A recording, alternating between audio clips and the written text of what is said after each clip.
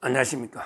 지금 이제 어제 권오수 도이치모터스 회장에 대해서 이제 항소심 판결 선고가 있었습니다.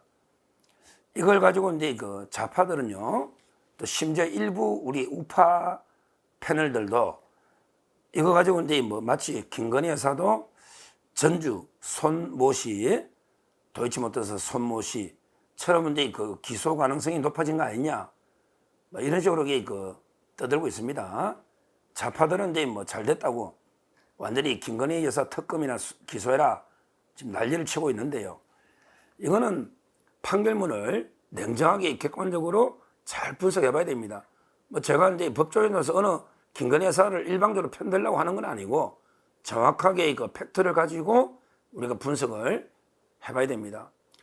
먼저 이제 손모씨 도이치모터스 이제 방조범으로 어제 처벌된 형량이 높은 건 아니에요. 집행유예입니다. 징역 6개월에 집행유예 1년. 손모씨 이분이 방조로 처벌됐는데 주가 조작에 원래는 이제 저는 예상을 했어요. 항소심의 판사가 이제 검사 보고 공소장을 이제 변경해라고 자꾸 요구를 했거든요. 원래는 이제 1심에서는 공동정범으로, 그러니까 권오수 회장하고 이제 손모씨가 공동정범으로 기소를 했잖아요. 거기에 이제 문재인 때 검사 이성윤, 문재인 때 검사가 손모씨를 공동정범으로 이제 기소를 했는데 무죄가 나왔어요. 무죄가. 그러니까 이제 항소심에서는 손모씨에 대해서 방조도 한번 검토를 해봐라, 이렇게 요구를 한 거예요. 그러니까 이제 검찰에서 주의적으로 1차적으로는 공동정범이고, 그 다음에 예비적으로, 즉 2차적으로 예비적으로 방조다, 이런 식으로 공소장을 변경을 한 거예요. 그러니까 이제 판사가 저는 방조로 때리겠구나, 이 생각을 했던 거죠. 이런 거는 예비적으로 이제 공소장을 기재하는 거는 많아요. 예를 들어 이제 1차적으로 어떤 사람이 막 흉기로 찔렀다. 주의적으로 이제 살인죄로 기소합니다. 주의적으로는. 근데 만에 하나 살인까지는 안 되더라도 예비적으로 이제 상해 정도는 되니까 무죄를 막기 위해서는 예비적으로 이제 또 기소를 해놓는 거죠. 이런 걸 이게 주의적, 예비적 청구다, 이렇게 하는데 어제 예비적 기소 방조가 유죄가 나왔는데, 근데 저는 이렇게 봐요. 이 손모씨는요, 손모씨는 이제 거의 공동정범에 가까울 정도로 많은 관여를 했습니다. 그러니까 이제 이성윤, 그때 문재인 때 검찰이 공동정범으로 손모씨를 기소를 한 거예요. 손모씨는 이게 자기 돈도 아니고 회사나 부인, 가족들 명예로 100억 가까이 대출을 받은 거예요. 100억 가까이 대출을 받아서 계좌 7개로 계속 이제 제공해 줄 거예요. 그 다음에 주식을 사고 팔 때마다 주가 조작범들하고 이제 문자를 주고받으면서 지금 사면 되느냐, 지금 팔까요, 이런 식으로 문자를 주고받은 이런 이제 정황들이 다 나옵니다. 그러다 보니까 이제 문재인 검찰 때도 손모는 이제 공동정범으로 기소를 한 거예요. 왜? 사고 팔 때마다 문자를 주고받은 이런 게 다 나오고, 그 다음에 돈 자체를 1억 천금 안 하면 돈을 대출받아서 거의 100억 가까이, 공짜이 75억이라고 되어 있습니다. 75억. 근데 실거래는 한 100억 넘을 겁니다. 어떤 데는 100억, 대출 그게 투자가 75억이니까. 그리고 이제 계좌를 7개고, 문자를 주고받고, 이런 식으로 사실상 엄청나게 주가 조작에 기여가 된 이런 사람이에요. 그러다 보니까 이제 문재인 때도 공동정보로 기소를 했잖아요. 그런데 그때 문재인 때 이성윤 지검장이 1년 이상, 1년 8개월, 한 2년 가까이 탈탈 털었는데 김건희 여사는 이제 기소를 못한 거예요. 김건희 여사는 이제 최강욱이가 고발했죠. 최강욱이가.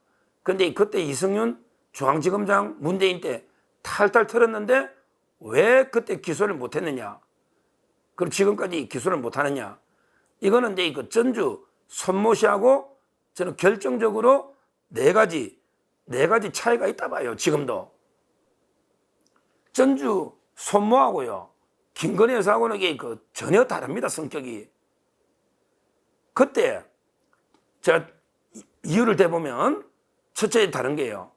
첫째 다른 게 이제 그 전주 손모 씨는요.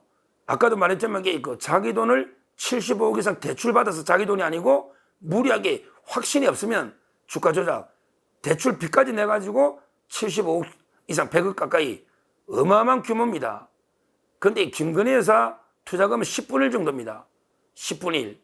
그것도 그냥 여윳돈을 굴려준다 해가지고 1인 매매한 거죠. 여윳돈을 굴려준다. 내한테 맡기면 내가 알아서 사고 팔아서 돈을 굴려주겠다. 이렇게 믿고 맡긴 이걸 이제 그 1인 매매다. 이렇게 하거든요. 그러니까 첫째 다른 점이 금액이 완전히 달라요. 이 주가 조작 하는데 뭐 돈을 대준 전주들이 있을 거 아니에요. 그 전주들이. 전주가 91명입니다. 총 91명이에요. 근데 그 손모 씨는 단순한 전주가 아니고 거의 뭐 범행이 한 6분의 1 전체 돈이 한 600몇 억이다. 그 중에 100억이 들어간 김건희 여사보다 10배의 돈이 들어간 거예요. 10배. 그거는 이게 다르잖아요. 그러니까 10배의 큰 돈이 들어가면 주가 조작이 좀 용이하게 자금을 대주는 게 있다는 거죠. 규모가 다르고 돈을 이렇게 대출받은 성격이 다르다는 거예요. 첫째, 다른 점이. 그 다음에 두 번째, 주가 조작이 가장 중요한 게 김건희 여사는 아예 다 맡기고 1인 매매를 해서 전혀 이게 그 조작을 알 필요도 없고 안 것도 아니지만 이 손모 씨는 사고 팔 때마다 문자를 주고받은, 그게 놓으면 김건희 여사도 그때 기소했겠지. 한마디로 손모는 사고 팔 때마다 본인이 직접 문자를 하면서 사라, 그다음에 팔아라, 이렇게 주가 조작범이 지시하에 사고 팔았잖아요. 그런데 김건희 여사는 그냥 계좌를 굴려준다 해서 통째로 계좌를 맡겨놨기 때문에 전혀 주가 조작한다는 걸 알 수도 없었고 거기에 문자 내용이 하나도 없는 거예요. 뭐 은행 지점장, 은행 정권 지점장하고 뭐 통화, 그거는 원래 사고 팔 때 지점장이 은행에 남겨놨는 거고요. 주가 조작 범하고 문자나 이게 하나도 없다. 이게 중요합니다. 이게 두 번째 차이예요. 그러니까 좌파들에게 자꾸 정권사 직원하고 통화한 거, 우리가 주식을 맡길 때 정권사 직원도 사고 팔 때 이게 물어봅니다. 확인. 이 통화하고 중요한 거는 주가 조작 범 있잖아요. 주가 조작 실제 실행하는 주가 조작 범하고 통화나 문자가 전혀 없다는 거죠. 이게 중요한 거예요. 이게. 그러니까 이성윤 검사나 1심에서도 전혀 기소를 못한 이유가 거기에 있는 겁니다. 주가 조작 범하고 손모 씨는 문자가 수없이 논다며 사고 팔 때 김건희 여사는 하나도 없다. 하나도 없다. 이게 가장 저는 중요한 차이다. 이렇게 보는 거죠. 보는 거예요. 그 외에도요. 그 외에도 이제 보면 차이가 아까도 이제 말했지만 세 번째는 이제 공범자들의 진술. 이것도 되게 중요합니다. 주가 조작을 했던 범들이 김건희 여사는 아예 통화를 하거나 전역에 알려주거나 주가 조작 이런 게 관여 없다고 다 진술을 했습니다. 근데 손모 씨는 그게 아니죠. 왜? 자기들이 다 문자하고 통화했으니까. 그러니까 다른 주가 조작범들이 여러 명 있잖아요. 이분들이 김건희 여사는 전혀 모른다. 전혀 우리가 연락하거나 알려준 게 없다. 이런 공범자들의 명확한 진술이 있어요. 김건희 여사는 무관하다. 이게 문재인 때 받은 진술입니다. 문재인 때. 김건희 여사는 관계없다고. 이렇게 공범자들이 다 정은 진술했습니다. 검찰에서. 그게 손모 씨는 다르죠. 그러니까 지금까지 세 가지. 첫째, 계좌와 금액이 10배 이상 차이 나는 이게 다르고. 두 번째는 이제 손모는 문자를 사고 팔 때마다 주고받은 이런 게 있는데 김건희 여사는 전혀 주가 조작범과 문자나 이런 게 없다. 이게 두 번째 다르고. 그리고 이게 세 번째는 그래서 공범자들의 진술이 손모는 공모 주고받은 게 있지만 김건희 여사는 이제 전혀 무관하다고 진술했습니다. 공범자들이. 이런 게 객관적인 팩트들 아닙니까? 그래서 네 번째 다른 게 결론적으로 네 번째 이성윤 때 검찰은 손모 씨를 공동정범까지 기소를 했단 말이에요. 그게 공범이라고. 근데 그게 무죄노니까 예비적으로 방조를 연 거 아니에요. 근데 김건희 여사는 기소를 못했단 말이에요. 1심에서 문재인 정권의 검찰이 탈탈 털었는데 김건희 여사는 소환도 못했고, 그 다음에 손모는 공동정모로 기소했고, 이게 결정적으로 다르잖아요. 그게 문재인 정권의 검찰이 한 거 아닙니까? 근데 지금 와서 손모가 방조니까 우리도 이게 방조다? 이게 말이 됩니까? 결국 김건희 여사는 91명의 전주 중에 손모 하나가 공동정범에 가깝다, 저는 봅니다. 그 전주가 아니에요. 손모는 그 하나가 다르고 나머지 90명의 전주가 기소 안 되는데 여기에 김건희 여사가 들어가야 되는 거예요. 금액으로 봐도 김건희 여사 계좌는 금액이 뭐 4번째인가 5번째 이야기 하잖아. 그럼 앞에 김건희 여사 위에 있는 2번, 3번 위에 있는 사람들은 왜 기소를 안 합니까? 왜 안 합니까? 김건희 여사보다 더 많이 이용된 전주들이 있잖아요. 좌파들도 뭐 4번째인가 뭐 이용됐다며, 해수가. 이런 주장을 하는 거예요. 따라서 저는 이 사건을 단순하게 그 손모는 실제는 이게 공범에 가깝다, 단순한 전주가 아니다.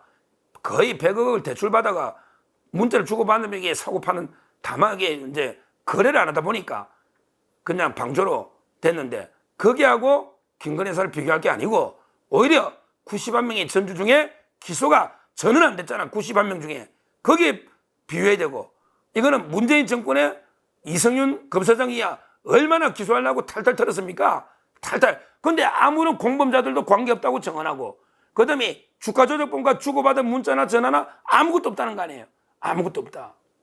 그냥 좌파들은 정권사 직원하고 뭐 통화인 거, 또는 계좌 거래 빈도가 이용된 거, 또는 이익이 좀 난 거, 이것만 가지고 이게 공범이라는데, 이거는 전혀 근거 없는 뭐 정치적인 공개에 불과하고요. 양심적으로, 제가 법조인의 양심적으로 판결을 냉정하게, 이 사건은 제가 옛날부터 많이 했기 때문에 누구보다 잘 알잖아요. 제가 어제 MBN이나 오늘 방송, 오늘 제가 상세하게 방송에서도 설명했지만, 김건희 여사는 이제 오히려 단순하게 전주 90명, 거기에 그 성격에 맞다. 그 손모 씨 하고는 성격이 전혀 틀리다. 이렇게 보고요. 저는 이번에 검찰도 털어봐도 공범자들이 전부 아니라 하고, 아니 실제 뭐 문자나 주고받은 정황, 알았다는 정황이 전혀 없잖아요. 이번에도 기소는 어렵다. 이렇게 저는 보고, 뭐 이거는 총장의 지휘권은 박탈되어 있습니다. 이창수 검사장이나 검찰은 소신껏 무혐의를 하면 된다. 이렇게 말씀을 드립니다. 감사합니다.